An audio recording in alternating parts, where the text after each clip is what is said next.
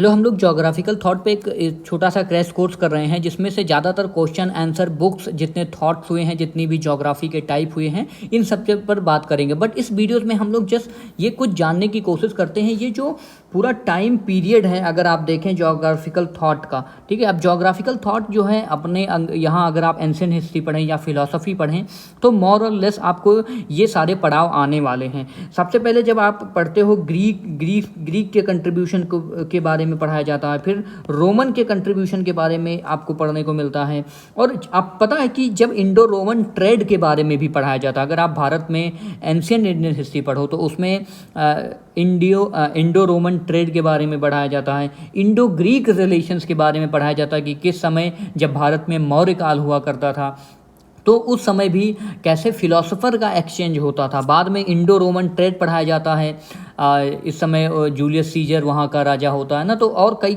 काफ़ी सारी चीज़ें पढ़ाई जाती हैं।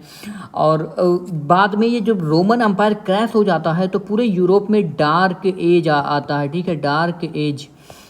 तो डार्क एज के बाद जो इनकी ज्योग्राफी है वो काफ़ी क्या हो जाती है, अब चूँकि यूरोप में ही डार्क एज आ जाता है, कोई हिस्ट्री है ही नहीं उनकी, तब यहाँ पर आपको याद रखना है उसके बाद जो कंट्रीब्यूशन देते हैं अरब ज्योग्राफर देते हैं।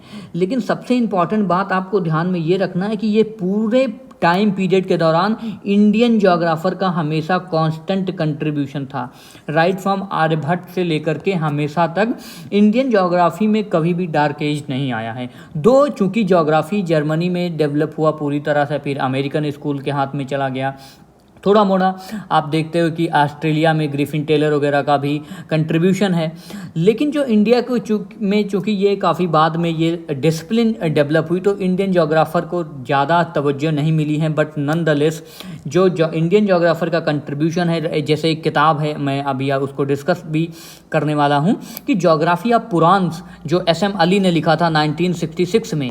तो अब देखो उन्होंने SM अली साहब ने क्या काम किया कि उन्होंने पुराण से लेकर के ज्योग्राफी पर काम किया। ऐसे ही वेद के अंदर, रामायण के अंदर ज्योग्राफी हमेशा से रही है, तो और एग्जैक्ट सेम ज्योग्राफी रही है, ऐसा नहीं है कि वो बदल गया है। जिस प्रकार से रामायण और वेदों में जंगलों को डिस्क्राइब किया गया, नदियों के नाम मिलते हैं, आपको पता है इंडस का बार बार नाम आता है ना, तो ये सारी चीज़ें हैं। गंगा का नाम बहुत कम आता है, पहले प्राचीन नदियों के नाम बहुत ज़्यादा आते हैं जब आप वेद के बारे में जानते हैं तो उसके बाद में अरब ज्योग्राफर आते हैं, एंड देन चाइनीज़ ज्योग्राफर भी पैरेलली काम करते रहते हैं। चाइनीज़ ज्योग्राफर का भी कंट्रीब्यूशन है, इंडियन ज्योग्राफर भी इसी में काम करते रहते हैं, हालांकि इंडियन ज्योग्राफर तो कांस्टेंट काम करते रहते हैं। देन उसके बाद में अब आपको पता है कि जो ब्रिटिश की एज पॉलिसी होती है वहाँ पर एज ऑफ क्या एक्सपेडिशन शुरू होता है, नौका वोका बनता है, ठीक है, चैलेंजर्स का जो आपने पढ़ा होगा एक्सपेडिशन होता है। न्यू क्या होता है, न्यू वर्ल्ड ऑर्डर आता है जिसको बोलते हैं, या न्यू वर्ल्ड का जो है कोलंबस वगैरह खोज करने लगते हैं।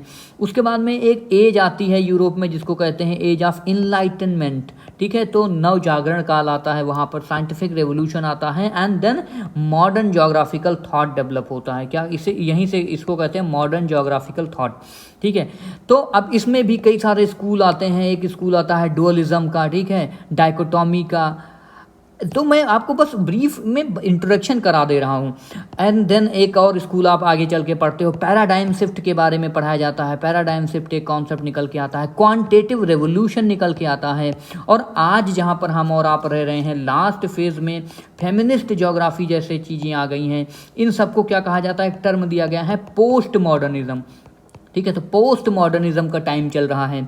यहाँ पर बिहेवियरल ज्योग्राफी, यहाँ पर जब ये क्वांटिटेटिव रेवोल्यूशन हो रहा था तो यहाँ पे एक बहुत बड़ा रेवोल्यूशन काइंड आया था जिसको पॉजिटिविज्म कहते हैं, ठीक है।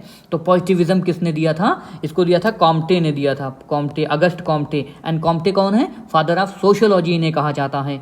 तो ये चीज़ें बस बेसिक में आपको रिवाइज करा दे रहा हूँ कि आपको ये चीज़ें ध्यान में रखना है।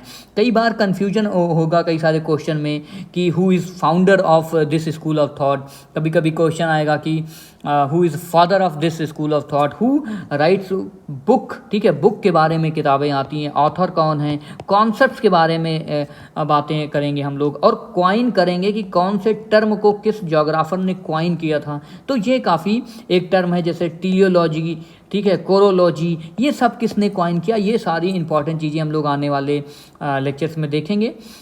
और एक अब जैसे मैं अब यहाँ शुरू ही कर रहा हूँ तो मैं थोड़ा इसको और डिटेल में चला जाता हूँ अगर टाइम परमिट्स। तो देखो अभी मैं जैसे शुरू में बात करूं सबसे पहले तो एक चीज़ आपको ध्यान में रखना चाहिए कि जो भी रोमन अम्पायर था, ठीक है, जैसे जैसे मैं आपसे ग्रीक के बारे में बात करता हूं तो ग्रीक को याद करने का सबसे बेस्ट तरीका है, दो रोमन को पहले आप याद कर लो। ग्रीक को याद करने का सबसे मैं आपको यही बेस्ट तरीका बताऊं कि रोमन ज्योग्राफर को याद कर लो। रोमन ज्योग्राफर सिर्फ दो हैं, एक स्ट्रेबो हैं, ठीक है, जिनका बार बार नाम आएगा रोमन में, स्ट्रेबो, और दूसरा टॉलमी, ठीक है। अब ये टॉलमी वही हैं जिन्होंने बे ऑफ बंगाल, आप पता है कि बंगाल में यहाँ जो इसका भी इन्होंने एक कार्टोग्राफी बना के दिया था, इस पर भी इन्होंने काम किया था।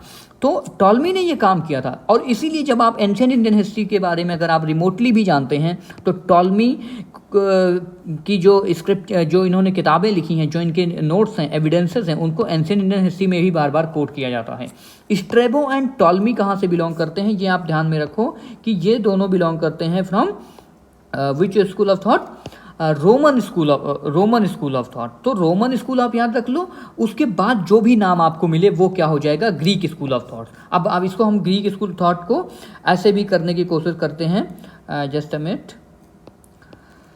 हाँ, तो अब जैसे अब सबसे पहले आपको नाम आएगा होमर का, ठीक है। होमर काफ़ी फेमस है, सबसे पहले इन्हीं का नाम आता है। ये लगभग 750 के आसपास इनका जो है एज माना जाता है ग्रीक में। सबसे पहला इनको पढ़ोगे आप जो है माजिद हुसैन सर की किताब में, ठीक है। और दीक्षित को समझना थोड़ा टफ होता है। थेल्स आते हैं इसके बाद में, उसके बाद में एनेक्सीमेंडर आते हैं, ठीक है, एनेक्सीमेंडर। तो क्या हो गया, होमर आते हैं, थेल्स आते हैं, एनेक्सीमेंडर आते हैं। इनकी क्रोनोलॉजी भी याद होनी चाहिए, ठीक है। हेकेटियस, ठीक है, हेकेटियस आते हैं उसके बाद में, एंड देन हेकेटियस के बाद में हेरोडोटस आते हैं। इसमें कन्फ्यूजन होता है कि हु कम्स फर्स्ट, हेरोडोटस और हेकेटियस। तो हेकेटियस पहले आते हैं, हेरोडोटस बाद में आते हैं, एंड देन प्लेटो आते हैं, ठीक है। अब प्लेटो, अब इसमें सोक्रेटिस का नाम नहीं है, आप सोक्रेटिस से कंफ्यूज मत हो जाना, ठीक है। अब ऑफकोर्स सोक्रेटिस के बाद ही प्लेटो आए थे, बट जो है हेरोडोटस के बाद में ज्योग्राफी हम लोग देख रहे हैं तो उस रेस्पेक्ट में देखते हैं। अगर फिलोसफी होता तो ऑफकोर्स इसमें सोक्रेटिस को भी इन्वॉल्व किया जाता। एंड देन प्लेटो के बाद अरिस्टोटल आते हैं। तो ये तो प्लेटो के शिष्य थे अरिस्टोटल ना। एंड देन उसके बाद में एरिस्टोस्थनीज आते हैं। कौन आता है, एरिस्टोस्थनीज। एंड एरिस्टोस्थनीज के बाद कौन आता है, पॉली, वो नाम मैं मिस कर दे रहा हूँ बट आपको ये है, हाँ, उसके पॉलीबियस करके हैं कोई, पॉलीबियस, ठीक है, पॉलीबियस। एरिस्टोनीस के बाद में पॉलीबियस आते हैं, एंड देन पॉलीबियस के बाद में आते हैं हिपार्कस, ठीक है, हिपार्कस, क्योंकि ये सेकेंड लास्ट है। एंड देन एक आते हैं क्या कहते हैं उनको, पॉसिडोनियस, ठीक है, पॉसिडोनियस लास्ट में आते हैं। पॉसिडोनियस के पहले हिपार्कस आते हैं, फिर कौन आता है, पॉलीबियस आते हैं, एरिस्टोस्थनीज आते हैं, एरिस्टोटल आते हैं। तो ये मैं मोटा मोटा आपको देखो इतने उसमें मैं आपको जस्ट रिवाइज कराया हूँ, ये चीज़ें आपको ध्यान में रखनी चाहिए। इसके बाद हम लोग क्वेश्चन आंसर देखेंगे जो भी इसके बाद आएगा, ठीक है।